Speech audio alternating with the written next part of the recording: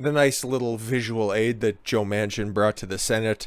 I guess this was yesterday, okay, when him and Sinema voted with the Republicans to maintain the filibuster. Imagine that. They said that they've only going to be continuing to follow up on their promise of maintaining the filibuster because they realize that eventually, at one point or another, the Democrats or whoever's going to be the opposition in the future, if the Democrats continue on their downward self-inflicted implosion, might not be them in the future, but eventually the party that's in power is not going to be in power. And if they continue on this path, well, it's going to be at the end of the year. But this whole federalization of elections ain't really going to be happening, okay? And they can continue to try to do this over and over and over again. It's just not going to work. Better luck next time. Manchin and Sinema vote with Republicans against changing Senate rules for election overhaul. Manchin and Sinema joined Republican senators on January 19th to vote down an attempt by the Democrats to change the rules of the United States Senate in order to pass a major elections overhaul bill with a top priority for Joe Biden. Yep, another failure. Sucks to suck. Manchin and Sinema have long said that they would oppose the so-called nuclear option to change the Senate rules so that legislation can be passed with a simple majority. Yup. 52 to 48 vote likely marks the end for the push to pass the voting bill, which is just so evil, I guess. I don't know. Not the bill itself. The bill is literally the forgotten book of the Bible because it's a necessary piece of legislation that just won't go away like a fucking case of the herpes, which would have nationalized key aspects of how the elections are conducted in the United States, including provisions that would have made voting by mail a permanent option in every state.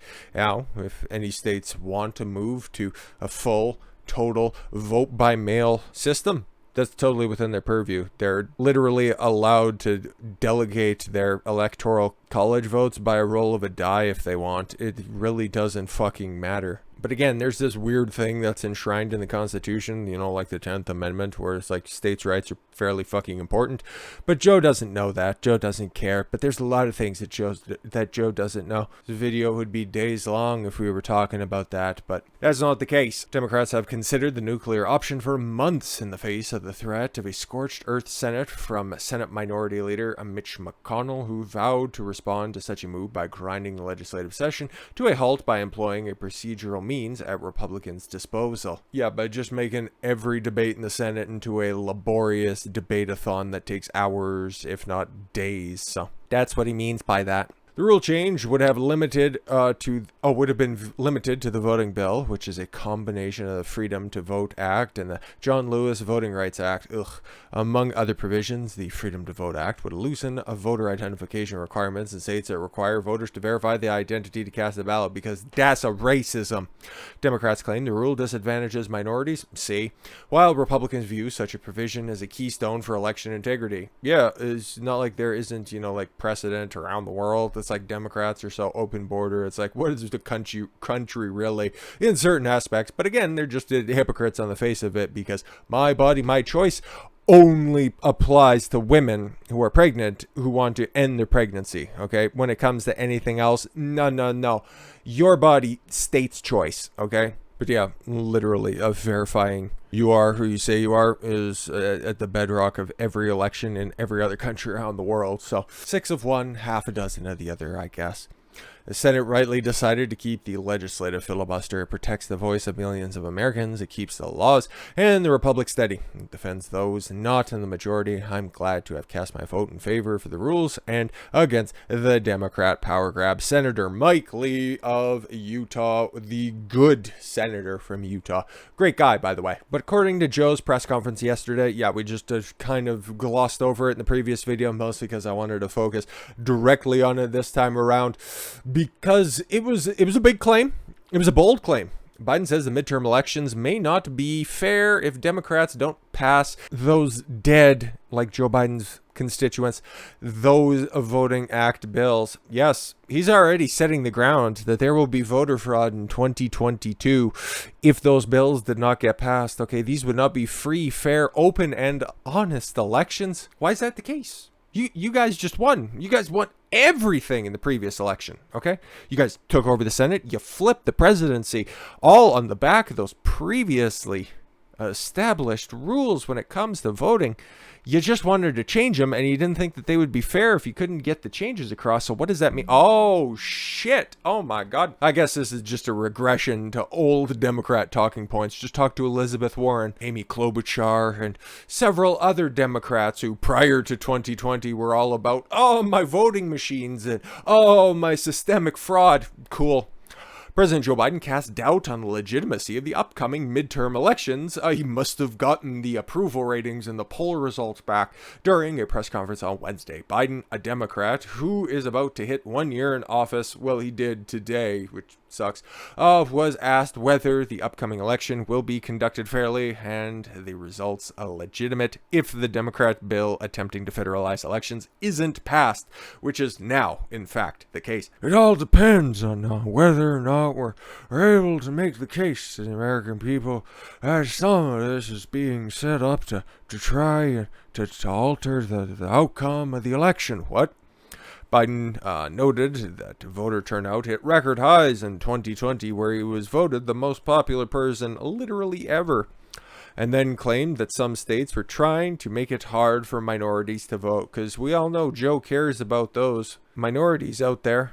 And cares about them so much he doesn't want them intermingling with his kids. Remember, he doesn't want his kids to grow up in a racial jungle. Never forget. I think if, in fact, no matter how hard they make it for minorities to vote, I think you'll see them willing to stand in line and defy the attempt to keep them from vote. Keep them from vote? Okay. People will show up to make the sacrifice that needs to be made in order to change the law back to what it should be. And again, how does providing identification keep only exclusively minorities away from the polls? Okay, but again, you want them to get all jabbed up and show their papers wherever they go. Again, this disconnect is fucking odd. It's going to be difficult.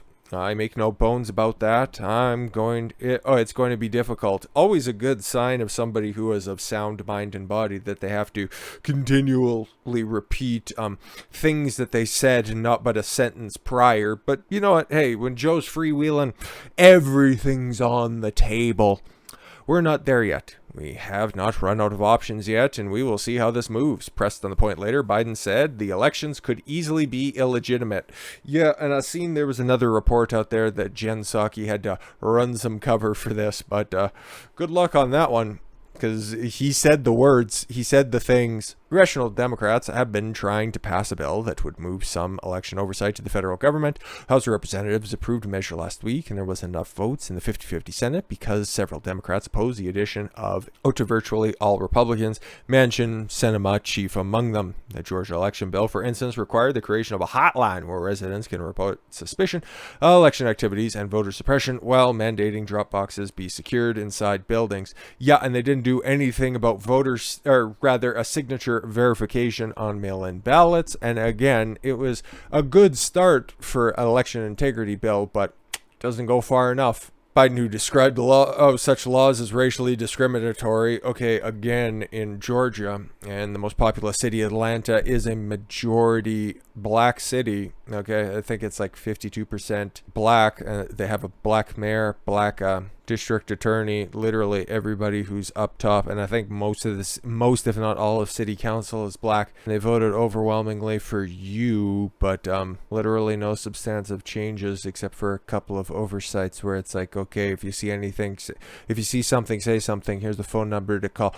If you do that, it's going to be racially discriminatory in places that overwhelmingly vote for you. Weird. Biden dangerously claiming results of the 2022 elections will be illegitimate unless Congress passes his election power grab, says Josh Hawley on Twitter. President Biden continues to make baseless claims about voter suppression conspiracy theories across the country, and the facts do not back him up. Turnout in Georgia's 2021 mayoral election increased 17% after the enactment of new Georgia voting laws compared to 2017. Fucking weird, huh? Because those laws were in place for that very same election, like is pointed out by Jody Heiss of Georgia. I think she'd know something about that. It's not like AOC making comments about the evils of an abortion ban. Texas. No, this is a bitch who's right there, okay, who's on the ground, who sees this stuff and says and reports that there was an increase, and it's not a voter suppression after all. So it's almost like minorities can do more than what you give them credit for, you dirty fucking racist. But yeah, like I said earlier, Jen Psaki had to be out there on full press coverage because, Joe Biden, he's pushing his own big lie. I'm sure it's going to be covered very similar to what Trump has been saying about 2020. White House on Thursday defended President Joe Biden and claimed the upcoming midterm elections could easily could be illegitimate. Let's be clear. Let us be clear. POTUS was not casting doubt on the legitimacy of the 2022 elections. Biden claimed they could easily be illegitimate. Okay, he wasn't casting doubt on it though. Okay, he was making the opposite point. Oh, okay. In 2020, the record number of voters turned out in the face of the pandemic. The election officials made sure they could vote, and those votes counted, said Psaki in a statement. What does that say? Those are words. Those are words in a statement that don't address the point. They're just saying he didn't say that. In fact, he said the opposite of it. Let me make a totally separate point. Got it? Good. Since he understood, welcome to the Biden administration.